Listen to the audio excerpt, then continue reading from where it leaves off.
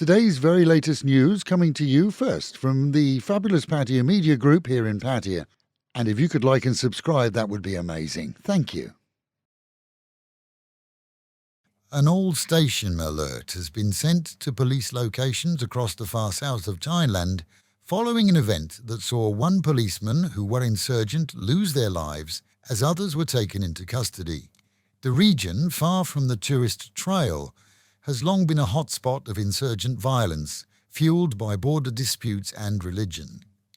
Police were checking out a location when armed men appeared from around it and a series of gunshots ensued. With information and cooperation from Thai authorities, both the US and British police have organised a multinational operation that sees the assets of call centres, often based in Cambodia, seized. Mainly Chinese-run, the syndicates have transferred massive amounts of cash to both countries, and now in America some 146 new companies have been added to a blacklist of rogue dealers. The Tourist Authority of Thailand has been asked to investigate the claims that some Chinese tourists are being scammed by so-called tour guides using menaces to force them to buy at duty-free locations. As the Chinese embassy itself made the request, so a warning has been sent by them to their nationals to be on the lookout and report any similar events to those we reported yesterday that saw a tour bus of visitors told that either they bought goods or they couldn't get back on the bus. No way will the borders with Cambodia be reopened, this according to the Thai Defence Ministry, and that is until Cambodia puts into practice the 4 conditions set by Thailand for the reopening of crossings. Responding to claims that the Cambodian de facto leader, Hun Sen, has demanded that they be reopened by the end of this week, the ministry reminded him of the conditions, which include the removal of heavy weapons and munitions from the border areas within Cambodia, their removal of their landmines, a proven effort to remove online scam operations, and the agreed control of disputed areas. Flights to and from remain open to tourists, and even those renewing their back-to-back visas, but crossing by land remains a no-no. On Phuket, authorities are searching this morning for a Russian tourist who took to the waves after midnight this morning in front of an hotel. His girlfriend told police that he had disappeared as he swam amongst strong waves and undercurrents. This despite warnings not to swim in the waters anywhere around Thailand during this stormy period.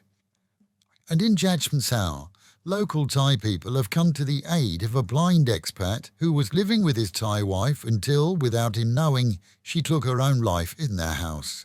Close to 17 without sight, the German man called neighbours after his wife went indoors and failed to come out. She'd been his provider too, not only for meals but funds, as she worked part-time as a taxi driver, but had been involved in an accident where the other party had demanded 40,000 baht compensation, money which she simply didn't have. Neighbours have stepped in to care for him, as his embassy was informed, and officials will assess his situation by the week's end. Meanwhile at home in Pattaya, despite needing a telescope to see them, some managed, as a couple engaged in heavy nocturnal afflection on a condo balcony above 2nd Road. Spotted initially by taxi drivers, a zoom lens was used to catch them in the act, and of course duly shared on social media. For other onlookers, it was like trying to spot a needle in a haystack. However, the information was duly supplied to police, who may or may not investigate.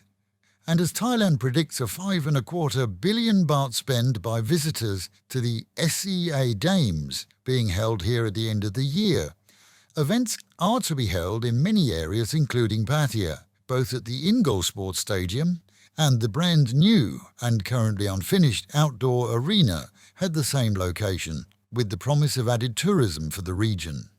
And with the Met Office guaranteeing another cloudy and muggy day, rain in the afternoon, highs of 32 dropping down to 27, and the real feel of 38. Local and national news today from Fabulous 103 FM and Fabulous Pattaya Media Group. And to get a notification every time we release another bulletin or programme, Like and subscribe to our channel, Fabulous Pattaya Media Group, by using the link below.